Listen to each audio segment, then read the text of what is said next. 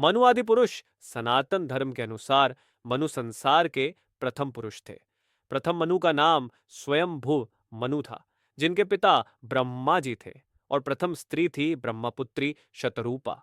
इन्हीं प्रथम पुरुष और प्रथम स्त्री के मैथुनी सृष्टि से संसार के समस्त जनों की उत्पत्ति हुई। मनु की संतान होने के कारण वे मानव या मनुष्य कहलाए। स्वयंभू मनु को आदि भी कहा जाता है। आदि का अर्थ होता है प्रारंभ। सभी भाषाओं के मनुष्यवाची शब्द मैन, मनुज, मानव, आदम, आदमी आदि सभी मनु शब्द से प्रभावित है। सभी मनु की संतानें हैं, इसीलिए मनुष्य को मानव मनु से उत्पन्न भी कहा जाता है। ब्रह्मा के एक दिन को कल्प कहते हैं। एक कल्प में 14 मनु हो जाते हैं। एक मनु के काल को मनवंतर कहते हैं। वर्तमान में वैवस्वत मनु 7वें मनुवाह हैं। मनुओं की संख्या हिंदू धर्म में स्वयंभुव मनु के ही कुल में आगे चलकर स्वयंभू सहित कुल मिलाकर क्रमशः 14 मनु हुए। महाभारत में 8 मनुओं का उल्लेख मिलता है व श्वेतवराह कल्प में 14 मनुओं का उल्लेख है। जैन धर्म ग्रंथों में 14 कुलकरों का वर्णन मिलता है। 14 मनुओं के नाम इस प्रकार से हैं कि स्वयंभू मनु 2 स्वरोचिष मनु, 3 उत्तम मनु, 4 तामस मनु या तापस मनु, 5 रैवत मनु, 6 चाक्षुषी मनु, 7 वैवस्वत मनु या श्राद्ध देव मनु वर्तमान मनु, 8वां सावर्णी मनु, 9वां दक्ष सावर्णी मनु, 10वां ब्रह्म सावर्णी मनु, 11वां धर्म सावर्णी मनु, 12वां रुद्र सावर्णी मनु, 13वां देव सावर्णी मनु या रौच्य मनु, 14वां इंद्र सावर्णी मनु या भौत मनु वर्तमान काल तक वराह कल्प के स्वयंभू मनु, स्वरोचिष मनु, उत्तम मनु, तमास मनु, रेवत मनु, चाक्षुष मनु तथा वैवस्वत मनु के मनवंतर बीत चुके हैं और अब वैवस्वत तथा सावर्णी मनु की अंतर्दशा चल रही है।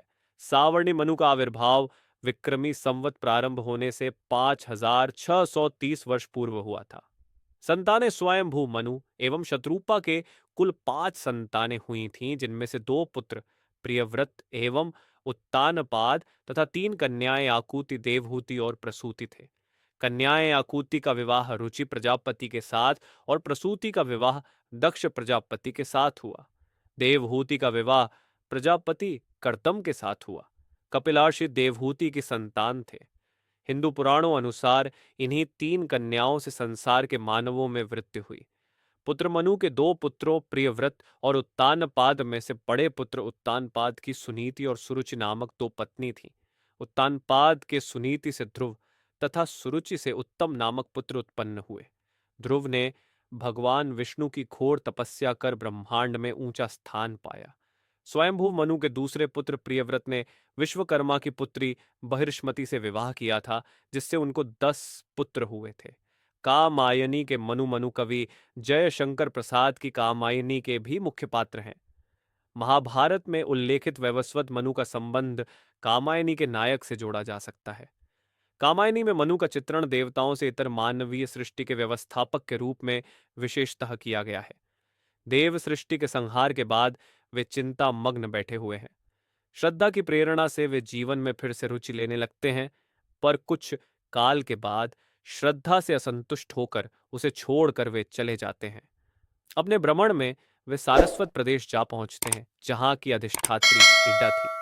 इड्डा के साथ वे एक नई वैज्ञानिक सभ्यता का नियोजन करते हैं, पर उनके मन की मूल अधिकार की लिप्सा अब भी गई नहीं है। वे इड्डा पर अपना अधिकार चाहते हैं। फलस्वरूप प्रजा विद्रोह करती है, जिसमें मनु घायल होकर मूर्छित हो जाते हैं। श्रद्धा अपने पुत्र मानव के लिए मनु की खोज में सारस्वत प्रदेश तक आ जाती है, जहां दोने का मिलन होता है। मनु अपनी पिछली भूलों के लिए पश्चाताप करते हैं। श्रद्धा मानव को इड्डा के संरक्षण में छोड़कर मनु को लेकर हिमालय की उपत्यका में चली जाती है, जहां श्रद्धा की सहायता से मनु आनंद की स्थिति को प्राप्त होते हैं।